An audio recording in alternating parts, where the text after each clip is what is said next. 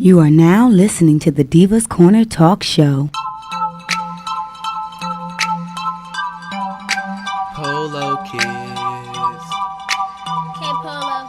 Polo Kid. Designer diva, probably eating sleep Gucci, boutiques and high-end fashion store. Don't need her, and she's the perfect passenger appliance. I just brought her here so she can ride as my diva. She can be my, she can be my diva. She can be my, she can be my diva. Would you be my, would you be my diva?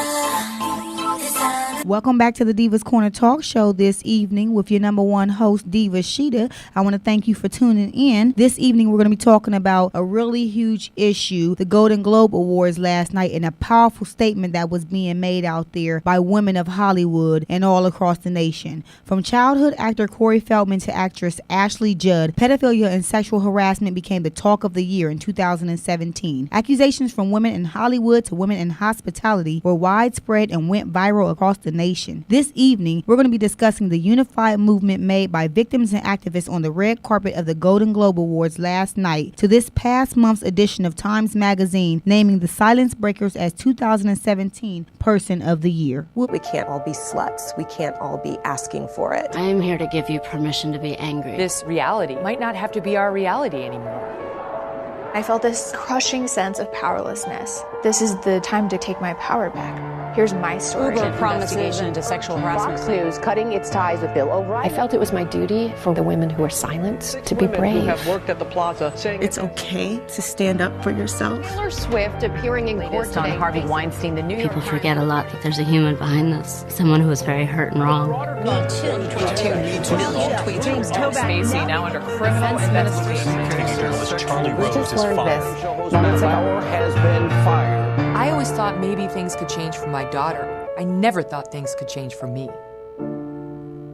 Welcome, welcome, welcome. I thank everyone for tuning in. If you just now joined me tonight, we are going to be talking about the fashion statement that was made at the Golden Globes last night. So if you did not watch the 75th Golden Globes last night, hosted by Seth Meyers, then you're probably unaware that a lot of the Hollywood actresses and community activists had come together to announce that they would be wearing all black on the red carpet in unison of protesting against sexual harassment. This past year in 2017, a lot of women and men came forward and they broke their silence. They spanned from all races, all income classes, all occupations, and virtually from all corners of the globe. They might have labored in California fields or behind the front desk at New York City's Regal Plaza Hotel or even in the European Parliament. So they're part of a movement that has no formal name, but now we're giving them a voice. Times Magazine this past December, about a month ago, came out with an article for the Person of the Year. Every year they announce a Person of the Year. And this year they announced the Silence Breakers as Times Magazine Person of the Year. There was a whole collision of different women and men who came forth with their stories. There were some allegations against celebrities like Charlie Rose, Harvey Weinstein, some high-end politicians were on the list, and it goes on and on and on. Corey Feldman, he came forward. He talked again about the child. So hard to just get this out because it's so sensitive to me when I've had situations that I've had to deal with on issues like this personally myself. So I'm a survivor, and the hashtag that we're using for this movement is called the hashtag Me Too movement. And it's okay for you to come forth and break your silence and speak about these things that America likes for you not to speak about. They don't want to talk about it. So one of the women who came forth was Ashley Judd. And she stated, what were we supposed to do? Call some fantasy attorney general of moviedom? So this is an issue that is very hard for women and men. And I keep saying men because it's even harder for a man to come forth to admit that he has dealt with sexual harassment in the workplace. So this isn't just about women breaking the silence, but men also joining in. I know Common dressed in all black last night on the red carpet in support of it. Oprah Winfrey, she received the Cecil B. DeMille Award, and she gave a strong speech, about a good strong 10-minute speech.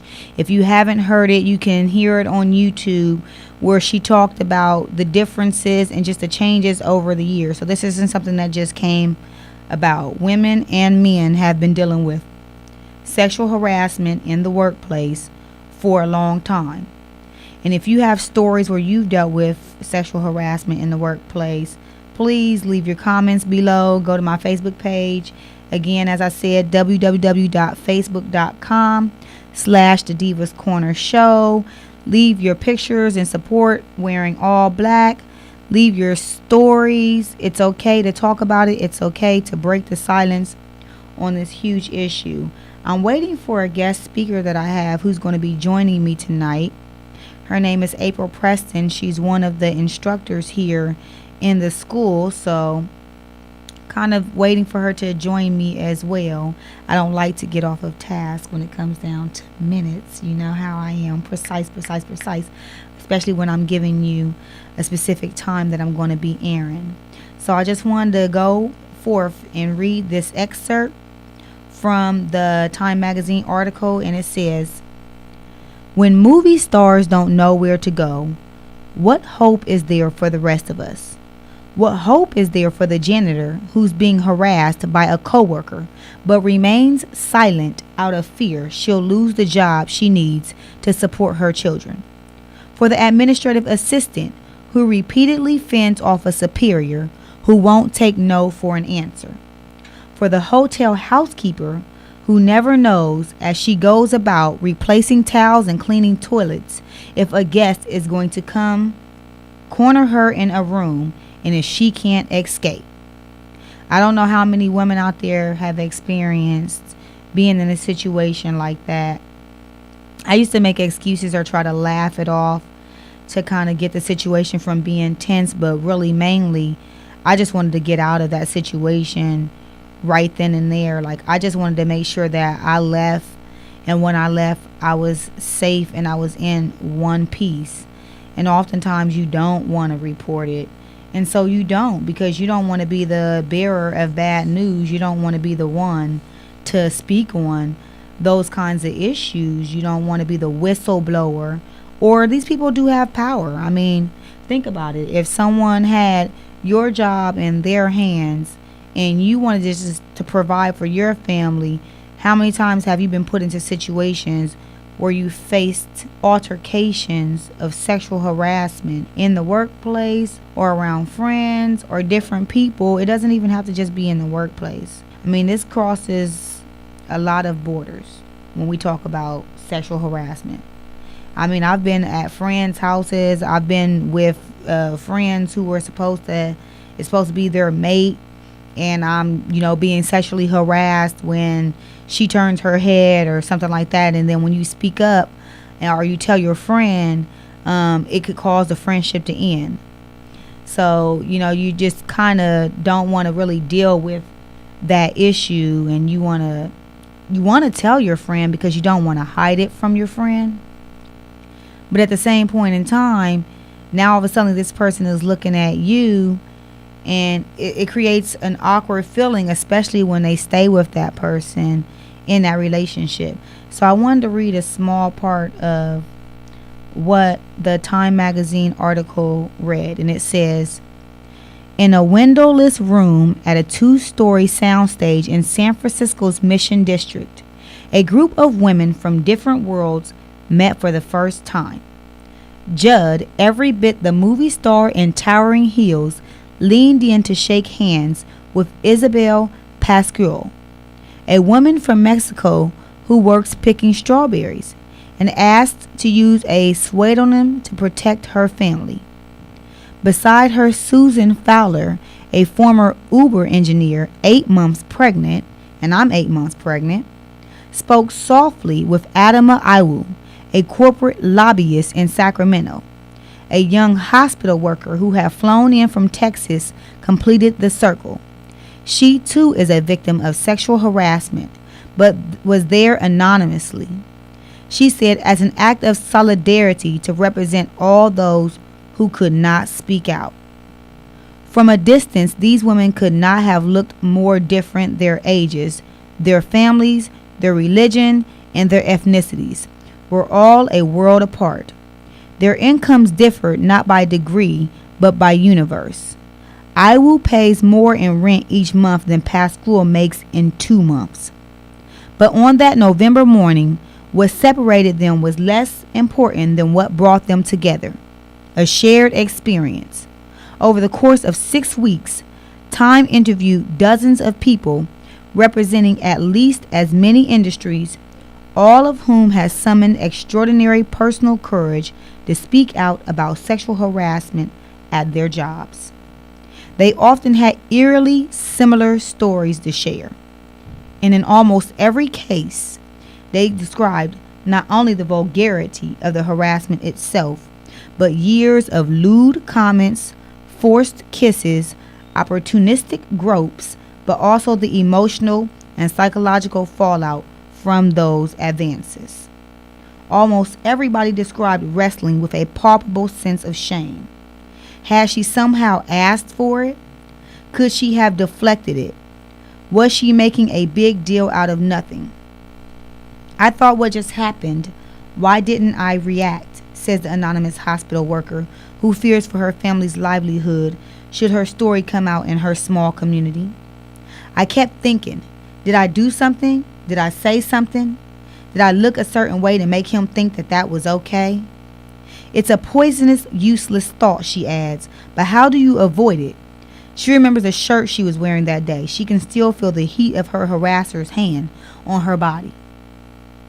So when you're dealing with sexual harassment, and it can get physical, there can be groping, there can be pressure, there can be somebody in your face trying to kiss on you and rub on you and different things like that. This isn't just about words, and we're not saying to be excessive with a situation, because a lot of people think that they can just walk around and say different things to women or men. Oh, he looks really fine and buff in that shirt, and it's not supposed to offend him. But what if that man is a man of God and he's married and he has nothing, he wants nothing to do with that situation? But women sexualize men as well, and we know that this happens in society, but oftentimes men disregard it because they don't want to come off as crybabies, right? They don't want to come off as weak. Oh man, what do you mean? She's fine. You don't want her trying to holler at you? No, I don't. I love my wife, or I love my mate, or maybe simply I'm just a single man who's not looking to entertain that kind of lifestyle. Whatever the reason being that you're dealing with sexual harassment, you shouldn't have to face it. You should not be forced to take harassment from anybody. You understand what I'm saying? So I hope that you guys understand a part of what took place yesterday on the red carpet, as all of these women and men came together wearing black, speaking out about all these multiple situations with sexual harassment. And I've heard people say, why did they wait so long, or why are they just now saying something about this situation? Judge much? Well, again, like I said, before you begin to judge someone on why all of a suddenly, oh, that person is rich, he can have any person he wants, or she's rich, she doesn't need to touch him, she doesn't need to want him. You're belittling and deflecting the situation at hand, and that is wrong. You do not have a right to deflect and belittle someone else's feelings just because you feel like that person is supposed to be a celebrity or a man or a woman of power, and so you state that this person doesn't have a right. Why would they need to conduct themselves in that behavior? Maybe it has to do with power and control. Did you ever ask yourself that? Maybe it has to do with having something that you can't have. People have morals. People have values. And everyone is not accessible just because you're rich. Everyone can't be brought at a price. Okay? So those are some of the reasons why men and women conduct themselves in unfashionable behavior. So I have to commend the women and men who stood together in unison to make a statement regarding sexual harassment, to break the silence of what's going on in America and behind the scenes, because you wouldn't think that movie stars have to deal with this. But the truth is they deal with it a lot more often than others. And if they don't feel like they can speak up, and if they don't feel like they have a voice, then what good is that going to do for the person who's working hospitality? What good is that going to do for the person who's working in the field? You know what I mean? Picking strawberries, if that's what they're doing. If they don't have a voice in Hollywood, then where is the voice for the little people of America? So when actresses and actors begin to speak up against politicians and men of power and put a name to it, that's a powerful movement.